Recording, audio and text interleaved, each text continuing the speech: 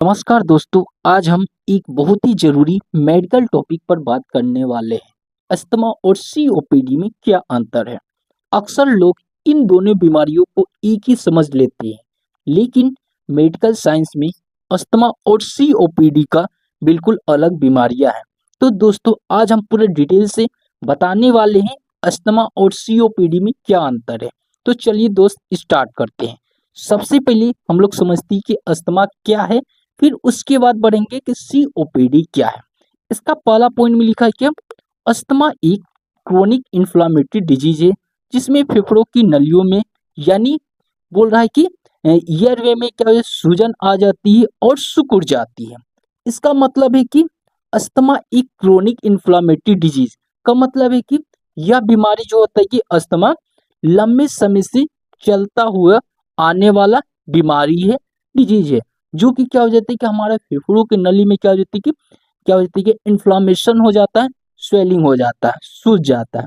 तो क्या हो जाता है कि अस्थमा हो जाता है। ठीक है, जैसे कि आपको शो करेंगे बॉडी में कैसे सांस लेने में तकलीफी हो सकती है, सीने में जकड़न हो सकता है, घरघराहट जैसी क्या हो जाती है, वाजी आ सकती है, विजनिंग होने लगेगा। आप जैसे बोलिएगा उस टाइम पे क्या होगा, घरघराहट जैसी वाजें आएंगी। बार बारी क्या हो जाता है, खांसी जैसी प्रॉब्लम में शो करेंगी। ये सभी आपको लक्षण दिखेंगे अस्थमा के रूप में। ठीक है, अब अगला पॉइंट में लिखा है कि अस्थमा की सबसे खास बात यह है कि यह क्या होता है कि बीमारी रिवर्सिबल होती है। यानी बोल रहा है कि इसका मतलब है कि सही दवा लेने पर क्या हो जाता है, इसे दोबारा से नॉर्मलाइज किया जा सकता है। रिवर्सिबल का मतलब हो जाता है कि इसको हम ठीक कर सकते हैं। इरिवर्सिबल हम आगे बताते हैं, रिवर्सिबल समझ जाइए। ठीक है, यहाँ तक आप लोग को क्लियर होगा अस्थमा क्या है। अब हम लोग जानते हैं सीओपीडी क्या है। सबसे पहले हम लोग समझते हैं कि सीओपीडी का पूरा नाम क्या है, यानी कि फुल फॉर्म क्या है। इसका फुल फॉर्म की बात करें तो क्रोनिक ऑब्स्ट्रक्टिव पल्मोनरी डिजीज होती है। अगले पॉइंट में लिखा है कि यह एक प्रोग्रेसिव और बोल सकते हैं कि इरिवर्सिबल डिजीज है। यानी कि इसका मतलब है कि समय के साथ बीमारी क्या हो जाती है, बढ़ती जाती है, और बोल सकते हैं कि जल्दी से ठीक होने वाला यह बीमारी नहीं है। दवा का यूज करने के बाद भी जल्दी यह ठीक नहीं होता है। सीओपीडी यह एक इरिवर्सिबल डिजीज है, जल्दी से ठीक नहीं होता है, बीमारी यह क्या होता है, बढ़ती ही जाती है। ठीक है, इसका अगले पॉइंट में लिखा है कि सीओपीडी मुख्यतः क्या हो जाता है कि इसके दो दो बीमारियों में शामिल है। सीओपीडी में क्या हो जाता है कि दो बीमारी शामिल है। पहला बात करें तो क्रोनिक ब्रोंचाइटिस, और दूसरा बात करें तो इम्फाइसीमा होते हैं। ये दो क्या हो जाते हैं कि सीओपीडी में लक्षणें शो करेंगी।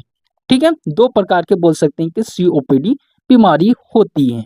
और अच्छा से समझे तो सीओपीडी का मतलब बोल सकते हैं कि सीओपीडी ज्यादातर तो उन लोगों में होती है जो लंबे समय तक सिगरेट पीते हैं या धुएं और प्रदूषण के संपर्क में रहते हैं। लंबे समय तक कोई मनुष्य क्या होता है कि सिगरेट का सेवन करता है, तो उसे सीओपीडी जैसी प्रॉब्लम हो सकती है। यानी बोल रहा है क्या, सांस लेने जैसी क्या होती है प्रॉब्लम आ सकती है, आपके फेफड़ों में क्या होती है कि इन्फेक्शन हो सकती है। या बोल सकते हैं कि धुएं के संपर्क में या किसी भी क्या होती है कि प्रदूषण जैसी क्या होती है कि संपर्क में रहते हैं, तो आपको सीओपीडी जैसी बीमारियां हो सकती है। मुख्यतः दो प्रकार के हैं, ये तो बता चुके, क्रोनिक ब्रोंचाइटिस और इम्फाइसीमा होते हैं। यहाँ तक आप लोगों को क्लियर होगा सीओपीडी और अस्थमा क्या है। अब हम लोग बढ़ते हैं इसके कारण, यानी बोल रहा है कि कौन सी कारण से हमारे बॉडी में अस्थमा और सीओपीडी होते हैं। ठीक है, इसका पहला में जानते हैं अस्थमा के कारण जानेंगे। इसका पहला पॉइंट में लिखा है कि धूल और मिट्टी की वजह से हमें अस्थमा जैसी बीमारियां हो जाती है। यानी कि लंबे समय से हम धूल कण जैसी क्या हो जाती है कि अपने बॉडी में एंट्री ले रहे हैं, धूल कण के सेवन हो रहा है आपके बॉडी में, अच्छा तरीके से आप खाना पीना ये सब नहीं खा रहे हैं, तो इसकी वजह से भी आपको प्रॉब्लमें दिख सकती है।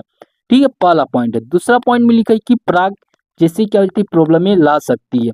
तीसरे पॉइंट की बात करें तो ठंडी हवा की वजह से भी क्या होती है कि अस्थमा जैसी क्या होती है कि प्रॉब्लमें ला सकती है, अधिक मात्रा में आप ठंडी हवा का सेवन कर रहे हैं तो। अगले पॉइंट में बात करें तो एलर्जी वायरल इन्फेक्शन, जेनेटिक कारण भी आपको देखने को मिल सकता है। जेनेटिक कारण का मतलब बोले तो जैसे कि आपके माता पिता को हुआ है तो आपको भी ये सिम्टम देखने को मिल सकता है कि आपको भी अस्थमा जैसी प्रॉब्लम में आ सकती है। तो दोस्तों आप लोग समझ चुके हैं कि अस्थमा के क्या-क्या कारण हैं। अब हम लोग जानते हैं कि सीओपीडी की क्या-क्या कारण होते हैं, इसे जानते हैं। सीओपीडी में पहला कारण की बात करें तो सिगरेट पीने से क्या होता है कि सीओपीडी जैसी प्रॉब्लम आ सकती, क्रोनिक ऑब्स्ट्रक्टिव पल्मोनरी डिजीज बीमारी हो सकती। सबसे बड़ा कारण है कि सिगरेट का सेवन लंबे समय तक करेंगे तो सीओपीडी जैसे बीमारियां हो सकती, पहला कारण है। दूसरा में लिखा हुआ है कि लकड़ी कोयले के धुएं के संपर्क में अधिक समय तक रहेंगे तो हमें सीओपीडी हो सकते हैं, दूसरा कारण है। तीसरा कारण की बात करें तो फैक्ट्री का प्रदूषण का इनहेल होता है, यानी कि आप कोई भी फैक्ट्री में काम कर रहे हैं उसका प्रदूषण आपके बॉडी में एंट्री हो रहा है तो ये भी एक कारण हो सकती है कि सीओपीडी इसके वजह से भी हो सकते हैं। ठीक है, अगले पॉइंट की बात करें तो लंबे समय तक धूल, यहाँ लिखा है क्या, धूल में काम करने की वजह से भी क्या हो जाते हैं सीओपीडी भी हो सकती है। यानी बोल सकते हैं कि लंबे समय तक आप धूल कण में क्या हो जाए संपर्क में रहते हैं, उसमें काम करते हैं तो आपको सीओपीडी जैसी क्या हो जाती है कि प्रॉब्लम में आ सकती है। यहाँ तक आप लोगों को क्लियर होगा अस्थमा के कारण और सीओपीडी के कारण। अब हम लोग जानेंगे कि इसके लक्षण क्या होती हैं, अस्थमा के लक्षण हमारी बॉडी में कैसे शो करेगा, तो हम पहचानेंगे कि अस्थमा हुआ है कि बोल सकते हैं कि सीओपीडी हुआ है। ठीक है, सबसे पहले हम लोग समझते हैं कि अस्थमा के लक्षण। पहला पॉइंट में लिखा है कि अचानक सांस का फूलना, यानी बोल रहा है कि अस्थमा में क्या होता है कि आपको क्या हो जाता है कि सांस अचानकली क्या हो जाती है कि फूलने लगेगा, घरघराहट जैसी क्या हो जाती है कि आवाजें आएंगी, रात या सुबह का लक्षण क्या हो जाते है बढ़ जाता है, यानी बोल रहा है कि रात में या सुबह में आपको इसका लक्षण ज्यादा दिखेंगे अस्थमा के। अगला पॉइंट की बात करें तो दवा लेने से क्या हो जाता है जल्दी आराम नहीं मिलता है अस्थमा की बीमारी। यहाँ तक आप लोग को क्लियर हो चुका होगा अस्थमा के लक्षण, यहाँ तक आप लोग को क्लियर होगा। अब हम लोग जानते हैं कि सीओपीडी के लक्षण क्या क्या होती हैं। इसका पहला पॉइंट में लिखा है कि सीओपीडी की बात करें तो रोजाना सांस फूलने जैसी प्रॉब्लम आ सकती है, यानी बोल रहा है कि डेली की बेस में आपको सांस फूलने से राहत नहीं पाता है तो ये सीओपीडी की लक्षण है। दूसरा बात करें तो लगातार खांसी आते ही रहेगा, आपको एक तो भी आराम करने का मौका नहीं मिलेगा, खांसी लगातार आपको होते ही रहेगा, दूसरा पॉइंट है। तीसरा पॉइंट में लिखा है कि गाढ़ा बलगम निकलेगा, यानी कि खांसी के साथ में आपको म्यूकस की जो परतें होती हैं वह क्या होती है कट कट के निकलेंगे, गाढ़ा बलगम की तरह क्या हो जाता है निकलेगा, सीओपीडी के लक्षण के रूप में शो कर सकते हैं। अगले पॉइंट में लिखा है कि हल्का काम करने पर आपको थकान जैसी प्रॉब्लम में आती है, यानी थोड़ा सुन हम काम करते हैं तो हमें बहुत ज़्यादा क्या हो जाती है कि थकान होने लगता है, ये एक तरह से बोल सकते हैं कि लक्षण हो सकते हैं। ठीक है, वजन का कम होना, यानी कि बोल रहा है कि अधिक मात्रा में क्या हो जाता है आपका वजन लगातार घटते रहना, ये सभी क्या हो जाते हैं कि सीओपीडी के लक्षण होते हैं। और क्या हो जाता है कि दवा का यूज करने के बाद भी क्या होता है जल्दी ठीक नहीं होता है सीओपीडी, लेकिन अस्थमा में क्या हो जाता है कि दवा हम सही तरीका से यूज करते हैं तो अस्थमा को हम ठीक कर सकते हैं, लेकिन सीओपीडी में जल्दी ठीक नहीं कर पाते हैं। यहाँ तक आप लोगों को क्लियर होगा अस्थमा के लक्षण और सीओपीडी के लक्षण। अब हम लोग बात करेंगे इसका डायग्नोसिस, यानी बोल सकते हैं कि इसका हम क्या क्या जांच करवाएं कि हमारी बॉडी में पता कर सके कि अस्थमा हुआ है कि सीओपीडी हुआ है, किसकी मदद से जांच कर सकते हैं। इसका पहला पॉइंट में लिखा है क्या, अस्थमा और सीओपीडी की जांच के लिए सबसे अच्छी जरूरी टेस्ट में लिखा है कि एस्पायरोमेट्री, एस्पायरोमेट्री की मदद से हम पता कर सकते हैं कि अस्थमा हुआ है कि सीओपीडी हुआ है। अगले पॉइंट में लिखा है कि अस्थमा दवा देने पर एयरवे क्या हो जाता है कि सुधर जाता है, यानी बोल रहा है कि अस्थमा में हम सही दवा का इस्तेमाल करते हैं तो उसका एयरवे क्या हो जाता है कि सुधर सकता है, हम सांस अच्छे से ले पाते हैं सही दवा का यूज करने पर। हम आगे बताएंगे कि कौन सा दवा यूज करना है।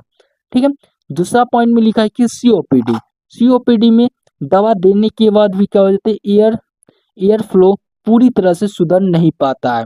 सीओपीडी जैसी क्या होती है प्रॉब्लमें आती है, तो आप दवा यूज भी करते हैं तो जल्दी से वो आपकी बॉडी में एंट्री तो हो जाता है, लेकिन जल्दी से काम नहीं करता है और जल्दी ठीक नहीं होता है सीओपीडी में, लेकिन अस्थमा में ठीक होती है। यहाँ तक आप लोगों को क्लियर होगा। डायग्नोसिस, सबसे पहले हमें डायग्नोसिस में एस्पेरोमेट्री का हमको लोग को टेस्ट करना पड़ता है। यहाँ तक आप लोग को क्लियर होगा डायग्नोसिस।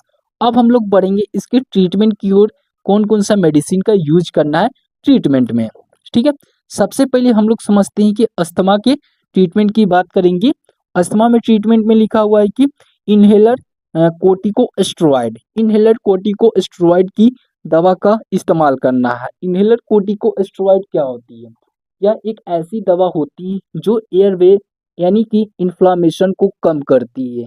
अस्थमा की बोल सकते हैं कि लॉन्ग टर्म में यूज करने वाली यह दवा होती है, यानी लंबे समय तक यूज कर सकते हैं इनहेलर कोर्टिकोस्टेरॉइड। इसकी अंडर में बहुत सी दवाइयाँ आती है, इनहेलर आती है, जैसे कि बात करें तो वैक्लोमेथेसोन, ब्यूडिसोनाइड, बोल सकते हैं कि फ्यूटूकासोन, मोमेटासोन, ये सभी क्या हो जाते हैं कि इनहेलर दवाइयाँ हैं जो आपको स्क्रीन पर दिख रहे हैं। यहाँ तक आप लोगों को क्लियर होगा पहला पॉइंट। दूसरा पॉइंट की बात करें तो शॉर्ट एक्टिंग बीटा एग्नोस्टिक का उपयोग करने से क्या हो जाता है कि हमारे बॉडी में अस्थमा का इलाज कर सकते हैं।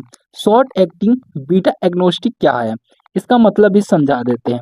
ऐसी दवाई है जो कि लिखा हुआ है कि शॉर्ट एक्टिंग बीटा एग्नोस्टिक ऐसी दवाई होती है जो ब्रोंचाई को जल्दी सी खोल देती है और तुरंत हमारे बॉडी को राहत देती है। यानी बोल रहा है कि हमारी बॉडी में जल्दी सुन दवा को बोल रहा है कि जल्दी सुन दवा को इफेक्ट करने के रूप में हम इस्तेमाल करते हैं शॉर्ट एक्टिंग बीटा एग्नोस्टिक। इसका बात करें तो इनहेलर में क्या आते हैं साल्बुटामोल, जैसे कि लिखा हुआ है साल्बुटामोल का इस्तेमाल करने से हम जल्दी सुन रिलीफ पा सकते हैं अस्थमा से। ठीक है, अगला पॉइंट की बात करें तो ल्यूकोट्राइएन इनहिबिटर। ल्यूकोट्राइएन इनहिबिटर क्या होता है? ऐसी दवाई होती है जो कि बोल सकते हैं कि इन्फ्लामेशन के असर को क्या करती है रोक देती है और लॉन्ग टर्म तक क्या हो जाता है कि कंट्रोल करती है। यानी कि इसका इस्तेमाल करने से हम अधिक समय तक अस्थमा से क्या हो जाता है कि राहत पा सकते हैं ल्यूकोट्राइन इनहिबिटर का यूज करने से। ठीक है, यहाँ तक आप लोगों को क्लियर होगा। अगला पॉइंट की बात करें अस्थमा में ट्रिगर से बचाव, यानी बोल सकते हैं ट्रिगर से भी क्या हो जाता है कि हम बच सकते हैं। ठीक है, अब हम लोग जानेंगे इसके सीओपीडी में जानते हैं। यहाँ तक आप लोगों को क्लियर होगा अस्थमा के इलाज, फिर जानते हैं आप सीओपीडी के इलाज ट्रीटमेंट की बात करते हैं।